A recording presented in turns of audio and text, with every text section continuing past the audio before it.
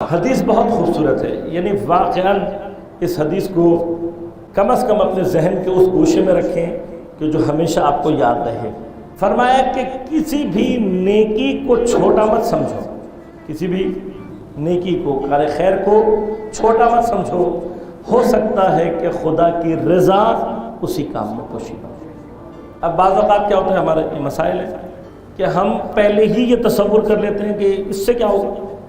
بات اس سے ہونے نہ ہونے کی نہیں ہے، کسی بھی چیز کا نتیجہ اگر آپ نے یہ تصور کر لیا کہ میرے کام کا یہ نتیجہ نکلے گا، تو گویا آپ نے خدا کو اس نتیجے میں مؤثر قرار نہیں دیا۔ جب آپ نتیجہ 100% خدا پر چھوڑ دیں گے تو جو چیز آپ کی طرف رہ جاتی ہے وہ صرف عمل ہے۔ آپ کا اور میرا کام کیا؟ عمل کرنا، اس کام کو نتیجہ عطا کرنا خدا کا کام۔ لہذا مجھے کام کرتے ہوئے اس شے کے یا اس عمل کے نتیجے کو بالکل ذہن میں نہیں رکھنا چاہیے۔ مثلا آپ نے کہا یہ میں چھوٹا سا کام ہے، میرے اتنے سے کیا ہوگا، اور یہ سوچ کر آپ نے چھوڑ دیا۔ ہمیں نہیں معلوم، ہو سکتا ہے کہ وہ جس کو میں چھوٹا کام سمجھ رہا ہوں اس بارش کا پہلا قطرہ ہو جس نے پوری زمین کو سیراب کر دیا۔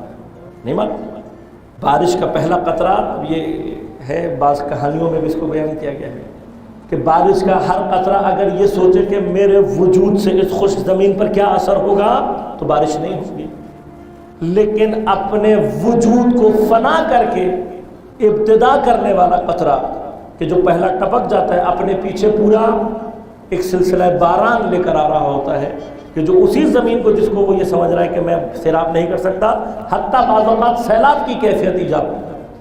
نتیجے سے ڈرانے والی ہر فکر شیطان کی ہوتی ہے، ہر فکر شیطان کی ہوتی ہے۔ کیوں؟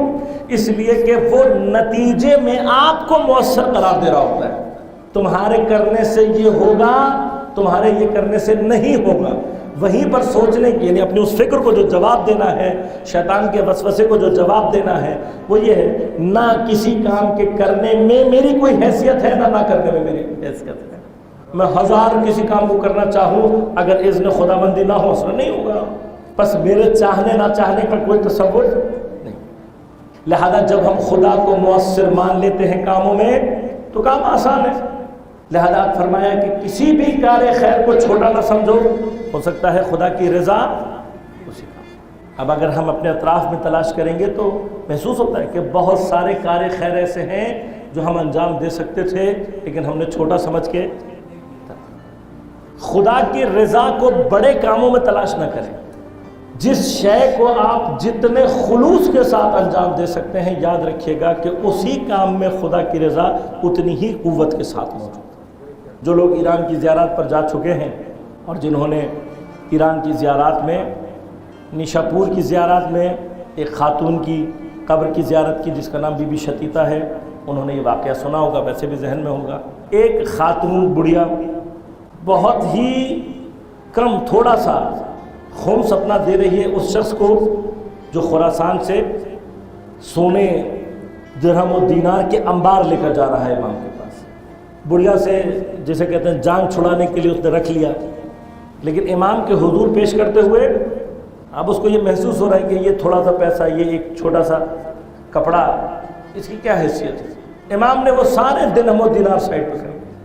امام نے فرمایا مجھے وہ کپڑا اور وہ تھوڑا سے پیسے دکھا، وہ میرے سامنے رکھ جو اس خاتون نے بھیجا، اس لیے کہ کم ہے لیکن خلوص کے ساتھ بھیجا۔ اس کم کی قیمت ہے، حیثیت ہے اس کی کہ جو دکھاوے کے لیے بھیجا گیا حیثیت نہیں۔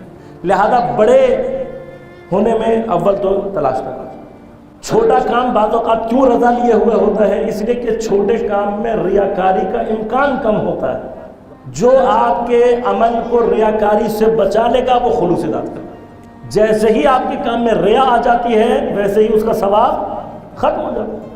اب جتنا بڑا آپ نے ہسپتال بنا دیا، جتنے بڑا آپ نے مسجد کا مینار بنوا دیا، جتنا بڑا آپ نے حسینیہ امام بارگاہ تعمیر کروا دیا، لیکن اگر ریا کا عنصر موجود ہے تو ثواب